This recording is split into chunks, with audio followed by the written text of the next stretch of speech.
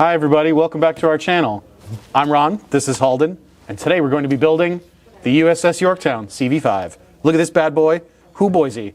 We're going to play this for you. It's probably going to take us 2 days, maybe 3. We have no idea. We've got no idea how long it's going to take. We're just going to go for it and hope you enjoy coming along for the ride. Yep. So with that, do you want to get started?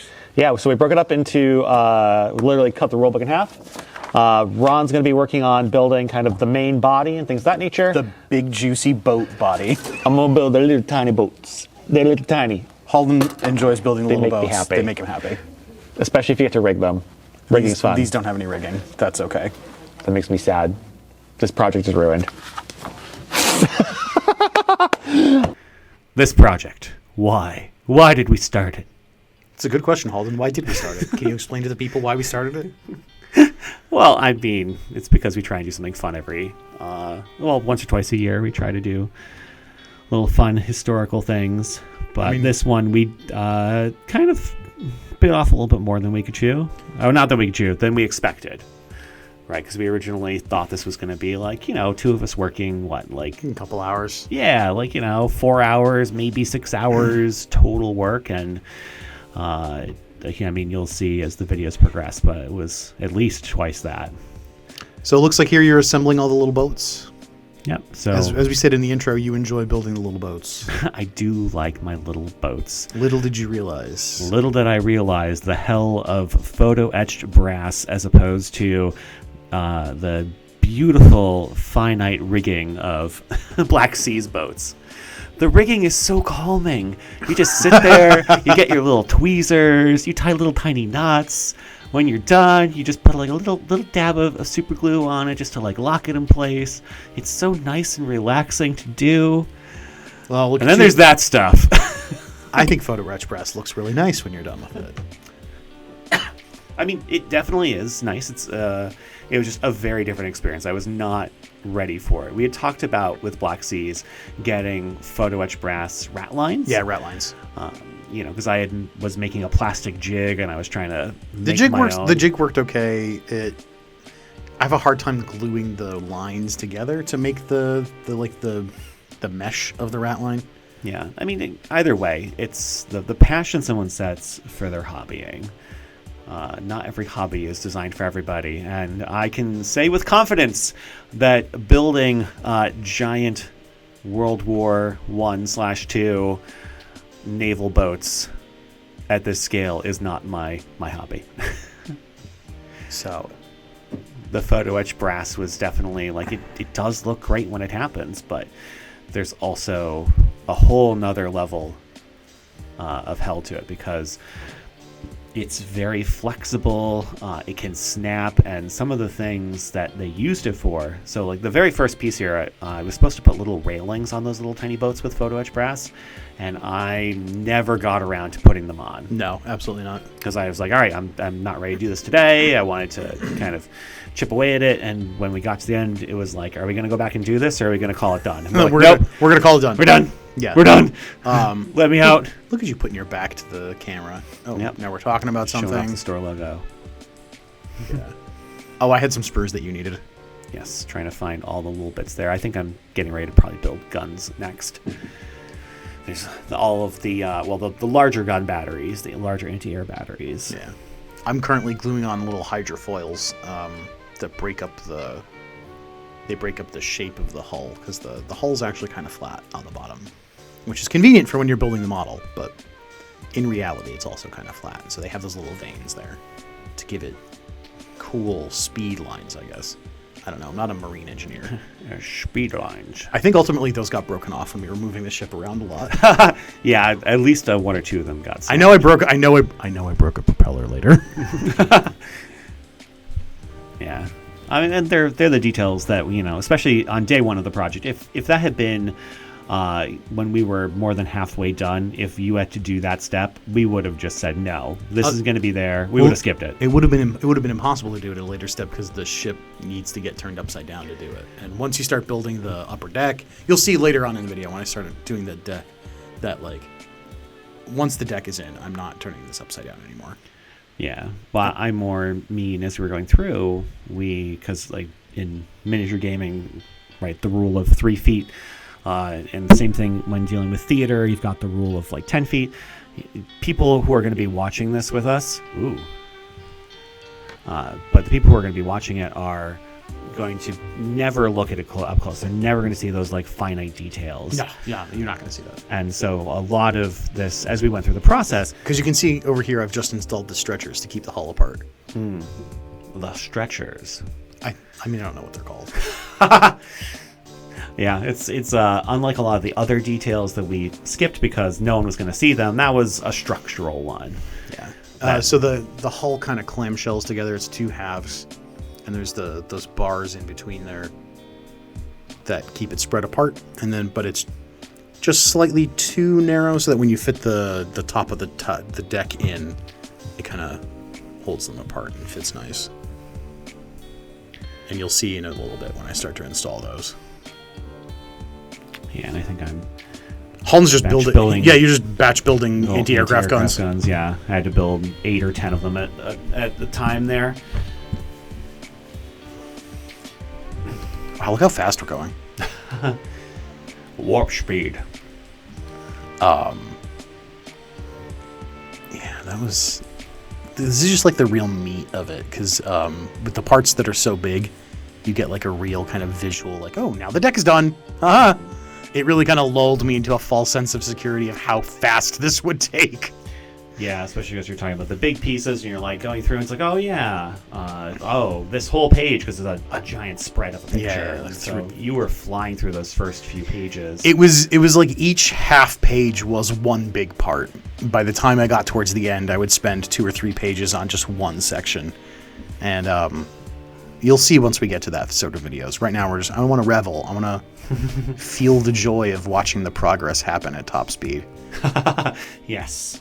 I mean, here I'm installing little cleats where like a line would be attached to if the ship was in port. So it was just like lots of little pieces glued onto the hull. And I remember thinking to myself, why am I doing this? Why is this here? But fool that I was, didn't realize that it was not even nearly half as bad as some of the other instructions. Not that the instructions are bad. I don't want to shout out to Trumpeter Models for making a really nice kit. Yeah, I mean, Trumpeter definitely had, it's a cool kit. It's a great boat. Like I said, I don't know if I would ever build something want this to do large like again. This again. Yeah. Especially because, when you're talking about the kind of people who are buying these kits and why they're buying them, they are the hobbyists. They're the people who want to spend 20 to 30 hours building this and really taking their time, and the sort of meticulous process of it is part of that. Well, the process is the hobby. Yeah. Yeah, you do the thing not to get a thing. You do the thing just to do the thing. Yeah, it's like building a puzzle. Yeah. I will never understand the people who afterwards take that puzzle and Just then dump it back in the box? No, like glue their puzzles and throw them on. They're like, I've done this thing. It is now a painting equivalent. For sure. Yeah, you build it and then you throw it back in the box after a few days, and then you start the next one. You know? And I think that's what the Trumpeter's target audience is. It's the puzzle builder equivalent, who really want to work towards it. Are you suggesting that people should disassemble their model boats when they're done? I think that maybe Trumpeter could, or another model company could find that niche of, well, actually, at that point, you're just building Lego. But yeah, that's Lego. the Lego Titanic, I would own that model. I don't, but I would. If anybody out there wants to send Holden a Lego Titanic, I'll build it on stream for you. You can send us an email at orders@tabletopgamingcenter.com, and then in the subject line put free Lego Titanic. Yeah, I'll build it on stream somehow. It'll be fun.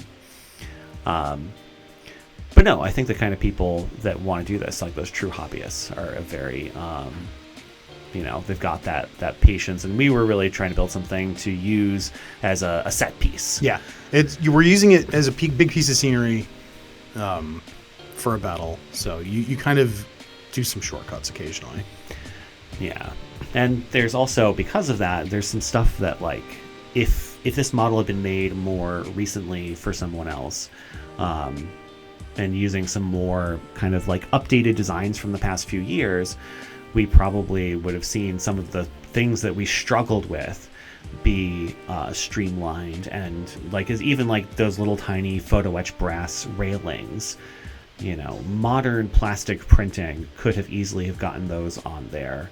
Maybe. And they would have been pretty close to the equivalent to what the Photo-Etch brass would have looked like. Certainly, Had I actually put it on. Certainly on parts of the conning tower when you're like building superstructure. I'm not sure about the railings. I think the railings are probably pretty much always going to have to be Photo-Etch brass. Yeah. Because you just can't get plastic thin enough. Well, but then you could have instead have had appropriate like little pilot holes that could have been printed in then, that would have been simplified. So there was a few spots where it had me want to drill holes, and I just went, I don't want to do that. And then I would pay for that later when there weren't holes where they were supposed to be. Oh God, it's so true. There were definitely times in a future towards the very end. It was probably the last time we were just trying to knock and finish everything out at the end. It was like, look at me putting the flight deck in, checking the place of your conning tower. We didn't get to glue that conning tower in until almost the very end of the build. Oh no, but to be fair, that was actually one of the most satisfying part of the half I did. Like slowly building and putting more and more parts onto it and seeing it come together. And then throwing parts of it away because I just got too frustrated with the brass at some points. All those little stairwells that were made of Photo-Etch brass. The stairwells actually didn't mind. You have to fold the handrails up and the stairs down. Yeah, I mean, there's even one or two of them where I actually went and folded the stairs up. A couple of them, like those, I didn't mind as much. There's a company out there that makes Photo-Etch brass people to put on your ships too. You have to paint them. Oh, there was also there was a whole little like cabin or observation booth or something that was made out of Photo-Etch brass, and it was just like, wait, why am I folding Photo-Etch brass origami? Yeah. This should have been a plastic piece. This could have been a plastic piece. But we haven't gotten there yet. Oh yeah, no. Well, eventually. Look at me just gluing this giant piece together. Yeah, that's right.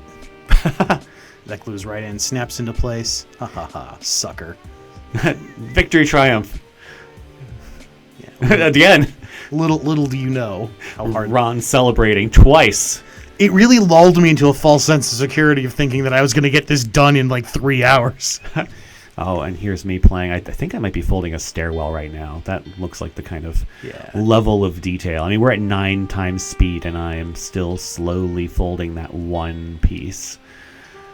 So that was minutes of trying to get that little piece. Look at you showing it. You're complaining to me right there. I can see you. Like, hey, look at this. Look how much this sucks. And now I'm going to disappear for a while. Hey, look, glue. You have to get super glue. I did. Well, I'd originally got the thin glue, regular super glue, and I had decided very quickly that wasn't going to work very well, especially when you're talking about the level of detail we were going for. I wanted to find the thicker glue, the gap-filling glue, just to be able to very easily just get it on there, get it attached, as opposed to trying to minimize the effect of the glue.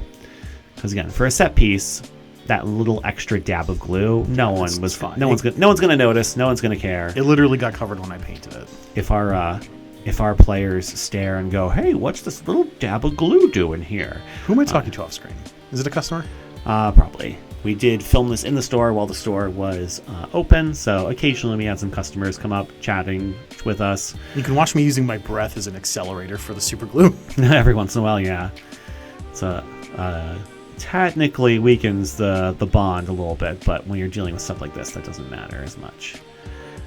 Yeah, I'm pretty sure that was me just switching to purple glue to just really make it easier on myself. I'm clipping out part after part after part and just gluing stuff right on there. I think I was working at there's hand railings or something. I have a hard time seeing. Oh, there's all my little. Yeah, I'm working on the parts that make the inside of the not the flight deck, but where the airplanes are stored. Oh yeah, that was definitely had a little whatever tower there. And that was definitely me putting the first stairwell into that tower. Well, and the thing is, the ship, the model itself... Spoiler alert, that stairwell fell out and needed to be re-glued multiple times. So the model has all these options for doors that you can leave open if you want to see onto the, not the flight deck, but the deck where I forget what it's called. I'm going to call it the gun deck because that's what it's called in sailing vessels. So onto the gun deck, that we made the call of like, no one's going to see that. Why am I building all this stuff? But those are structural, so I had to assemble those. But Yeah, and sometimes you would just build stuff. I remember later on being like, all right, well, put it together, and then you'd finally go, no one's going to see this thing. I just spent some time on it. There was a lot. There were quite a few places where I would assemble something in. I think almost every piece of Photo-Etch brass that you worked on towards the end wasn't actually It was all visible. on the inside. I just stopped after a while. Yeah. All right, well, I think we're heading towards the end of this one. Here, I'm explaining to you what I'm doing. We're not at the point where we're justifying sanity yet. No. We were still fresh-faced. Yep, I'm Excited, only on the first piece of thrilled. Photo-Etch brass. I'm excited. Look at me. I think I'm going to go overtime doing some Photo-Etch brass. Holden still has hope in his heart. Joy left in his soul. Hey everybody, welcome back to normal speed. So this is about 2.5 hours of working on it. We're going to call it for today. I think Holden's eyes are going to go like crossways if he keeps having to assemble the little stuff. I'm going to need glasses. Yeah. For next time, we definitely need some extra tools. Tweezers, definitely. You see me running around. It's because I was trying to find my micro tweezers. Because there's these, you can't see it very well, but there's these itty bitty little tiny pitchfork things that are like a millimeter. The Photo-Etch brass railings are really cool, but also you can't use your hand. Your mitts just don't like. Yeah, I need the tweezers. Like I was able to bend this, and it looks so cool when it's done, but it also just. That was a big piece of Photo-Etch brass, and again, there's some really tiny pieces that I'll need to go back to. I think my big comment right now is that it's interesting to see that there's different. This is obviously an older model kit because there's some things that you look and are like, that could have been done as one piece nowadays. You know, when casting a lot of pieces separately that you then have to assemble. Although, I mean, like, to be honest, this isn't a Warhammer kit. Like, this is designed for the modeler who wants a intensive experience. Oh, and it's definitely it's pretty intensive. Yeah. This little tiny gun that's like 8 pieces. Yeah, those big AA guns are 8 pieces. But we got the hangar deck done. I started on the first hangar, the first airplane elevator up to the flight deck. We got the propellers all in. That was easy peasy. That took me like 5 minutes. Holden built all the boats. He's going to have to do the railings separately. Yeah, again, once I get those tweezers, because they're little Photo-Etch brass railings. I might take the time before the flight deck is on to actually prime and paint the hull. We'll see. I'm probably going to do that off camera. Yeah, I'm going to do some of the Photo-Etch stuff off camera because watching me with little tiny tweezers, you're not going to see it. How many times can you watch Holden repeat the same action? Oh, I know, but you're like all the time. Zoomed in on that little tiny piece. Anyway, thanks for watching. Don't forget to like and subscribe. Ding ding. Yeah, hit that little bell.